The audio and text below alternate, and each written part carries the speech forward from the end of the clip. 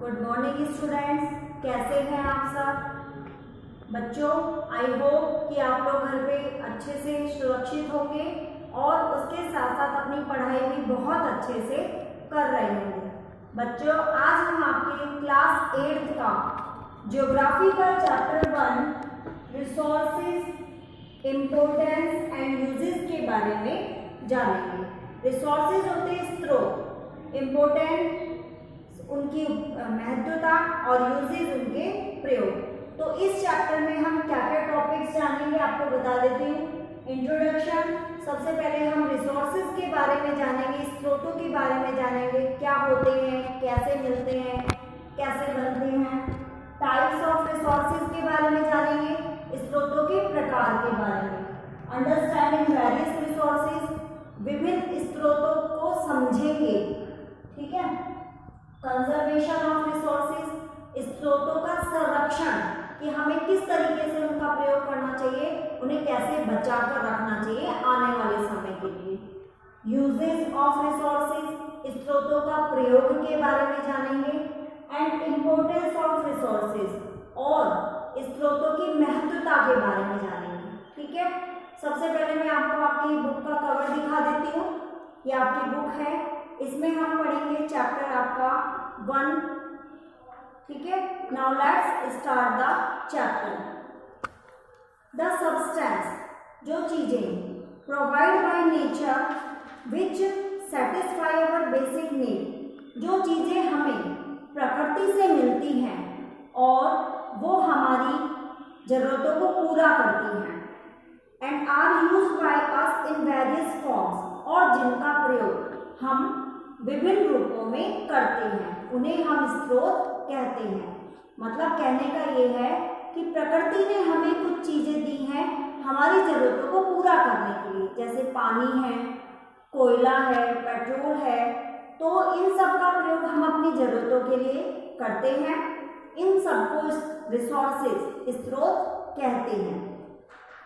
The basic natural resources, जो हमारे प्राकृतिक स्रोत हैं, जैसे कि air, water, mineral, soil etcetera, are important for humans, ये हमारे आधार हैं और इसके साथ साथ हम इंसानों के लिए बहुत ज़्यादा जरूरी हैं। हवा, पानी, मिट्टी, खनिज तत्व, ठीक है। And they have utilised them in the best possible manner, और उसका प्रयोग भी बहुत सही तरीके से करना है।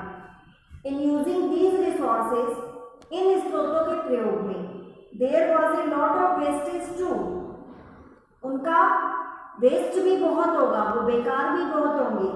बट विथ टाइम, समय के साथ साइंस एंड टेक्नोलॉजी डेवलप, विज्ञान और तकनीक की ज्ञान जो है वो विकसित हुआ। Modern and innovative methods are being developed, कुछ आधुनिक और नए तरीके भी विकसित हुए। And the wastage being minimised, और इनका जो वेस्टेज जो होता था, जो ये बेकार होते थे, इनका भी प्रयोग कम हुआ। किनका प्रयोग? रिसोर्सेज का। रिसोर्सेज को खराब करने का जो था वो कम हुआ। Nature has plentiful reserve, but it is the skill of human beings which can further lead to development and economical utilization of these resources. ये कह रहा है कि हमारी जो प्रकृति है इसके अंदर प्लेंटीफुल, मतलब बहुत ज़्यादा मात्रा में स्रोत है, लेकिन मानव जो है वो अपनी निपुणता से उसने बहुत ज़्यादा विकास किया और इनका आर्थिक रूप से उसने यूटिलाइज किया, प्रयोग किया। Early human started using the resources in order to satisfy their needs. जो प्राचीन मानव था वो इन स्रोतों का प्रयोग केवल और केवल अपनी जरूरतों को पूरा करने के लिए करता था। And made their life comfortable, और अपने जीवन को आरामदायक बनाता था। They started using trees of would, वो पेड़ों की लकड़ियों का प्रयोग करते थे। On soil they started growing crops for food, मिट्टी पर वो अपना फसल उगाने लगे भोजन के लिए। And then they started extracting minerals, और फिर उन्होंने जो खनिज तत्व हैं उनको निकालना शुरू किया। In the last few centuries, पिछली कुछ सदियों में they made machines and started manufacturing goods. अब इंसान ने मशीनें बना ली हैं और उससे कई सारा सामान भी तैयार कर लिया है। They started creating wealth from nature. अब उन्होंने प्रकृति से धन संपत्ति बनाना शुरू कर दिया है, उससे अब रुपया कमाना शुरू कर दिया है। Hence we can conclude that anything that is used to satisfy human needs is a resource। तो इस प्रकार से हम कह सकते हैं कि कोई भी वो चीज जिसका प्रयोग इंसान अपनी जरूरतों को पूरा करने के लिए करता है उसे हम स्रोत रिसोर्सेज कहते हैं।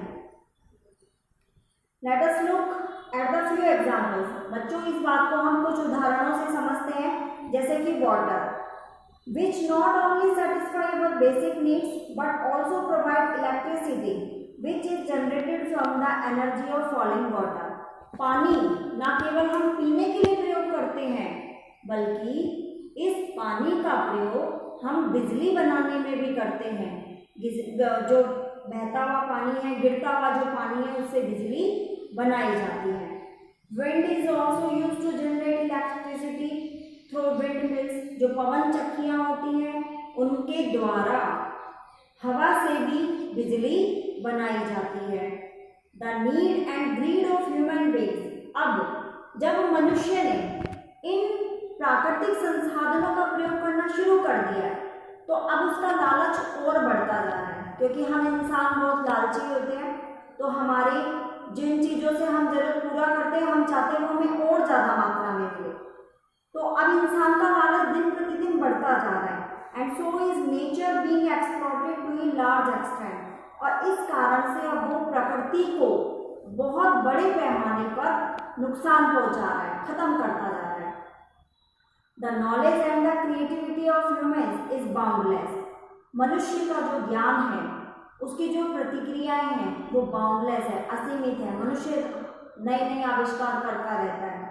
But the danger of grid is damaging the environment. लेकिन उसका जो लालच है वो हमारे पर्यावरण के लिए बहुत बड़ा खतरा बन रहा है, वो प्रकृति से छेड़खानी कर रहा है। The balance of nature is also getting disturb. इसके कारण हमारी प्रकृति का नियंत्रण खत्म होता जा रहा है, परेशान हो रही है हमारी प्रकृति इस चीज से। Hence, certain alternate ways and means should be considered to preserve and maintain the balance of nature। हमें कुछ तरीके अपनाने होंगे जिससे हमारी प्रकृति का जो बैलेंस है, नियंत्रण है, वो बना रहे और हमारी प्रकृति भी सुरक्षित रहे। अब हम जानते हैं वैल्यू ऑफ रिसोर्सेज के बारे में, स्रोतों की कीमत के बारे में, किस प्रकार से हमारे लिए कीमती है। The worth of an object or a resource is known as the value of the same। कोई भी जो स्रोत होता है या कोई भी वस्तु जो होती है वो हमारे लिए बहुत कीमती होती है। The value of any resource can vary from time to time and from place to place। और किसी भी संसाधन की, किसी भी स्रोत की जो कीमत है वो समय समय पर, स्थान स्थान पर अलग अलग होती है। The kind of value may differ from one resource to another। जो रिसोर्स की जो वैल्यू है वो एक रिसोर्स से दूसरे रिसोर्स तक अलग अलग होती है। मतलब हर रिसोर्स की अपनी अपनी कीमत, अपनी अपनी वैल्यू होती है, महत्वता होती है। One resource might have economic value. कोई एक रिसोर्स इकोनॉमिक वैल्यू के लिए अच्छा है, आर्थिक तौर से अच्छा है, जबकि other may have aesthetic and natural value. और दूसरा जो है वो प्राकृतिक रूप से हमारे लिए आवश्यक है, जैसे कि waterfall has an aesthetic value but when it is used to generate electricity it has economic value. जो वाटरफॉल है, जो पानी के झरने हैं, वो हमारे लिए प्राकृतिक कीमत रखते हैं, प्राकृतिक रूप से हमारे लिए बहुत कीमती है। लेकिन जब उस बहते हुए पानी से बिजली बनाई जाती है तो वो हमारे लिए आर्थिक कीमती बन जाता है, आर्थिक तौर से कीमती बन जाता है, क्योंकि उससे अब पैसा कमाया जा रहा है। There are certain resources which can become economically valuable with time।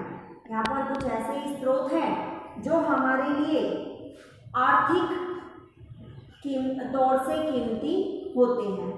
The two main factors, दो तथ्य हैं that can change any substance into resource are time and technology, जो किसी भी वस्तु को स्रोत में बदल सकते हैं समय और तकनीक के साथ। जैसे कि both of them are related to needs of people, और ये दोनों ही चीज़ें, जो टाइम और जो टेक्नोलॉजी है, दोनों ही चीज़ें मनुष्य की आवश्यकताओं से, ज़रूरतों से भरपूर हैं। Who are most important resource, जिससे कि कोई भी स्रोत महत्वपूर्ण बन जाता है। देयर आइडियाज, इंसानों के, मनुष्यों के जो विचार हैं, उनके नॉलेज, उनके ज्ञान है, जो उनकी डिस्कवरीज, खोज, उनकी इन्वेंशंस, आविष्कार जो है, led to creation of more, वो नई नई चीज़ें बनाते जा रहे हैं। मनुष्य का ज्ञान है, जो उसका जो दिमाग है, वो नया नया सोचता रहता है, उससे नई नई चीज़ों का आविष्कार होता रहता है। Discovery of fire led to cooking practice, जैसे इंसान ने, प्राचीन मानव ने जब आग की खोज की, उससे भोजन पकना शुरू हुआ। पहिए का आविष्कार किया तो उससे यातायात के साधनों का विकास हुआ। Hence the most important resource are human beings who have ideas, knowledge and skill which has led to various discoveries and inventions। तो इस प्रकार से सबसे महत्वपूर्ण स्रोत जो है वो मनुष्य है, जो कि विभिन्न विचार अपने दिमाग में लाते हैं, नया नया ज्ञान लेकर आते हैं, नई नई तकनीकें लाते हैं, नए नए आविष्कार लाते हैं, जिससे कि विभिन्न प्रकार की खोजें और आविष्कार होते रहते हैं। फिर अब हम आगे पढ़ेंगे टाइप्स ऑफ रिसोर्सेज में, स्रोतों के प्रकार के बारे में। 3 टाइप के होते हैं मेन हमारे रिसोर्स, एक नेचुरल, एक मैन मेड और एक खुद ह्यूमन। नेचुरल प्राकृतिक, ह्यूमन मेड मानव निर्मित जो इंसान बनाता है, और ह्यूमन खुद इंसान। ठीक है बच्चों, आज के लिए इतना बहुत है। आप इस चैप्टर को रीड करेंगे और इसके साथ साथ रिसोर्सेज की डेफिनेशन भी आप लर्न करेंगे। ठीक है, कुछ भी अगर समझ में नहीं आता है तो आप मुझसे पूछेंगे। मिलते हैं नेक्स्ट वीडियो में। Okay, thank you, bye.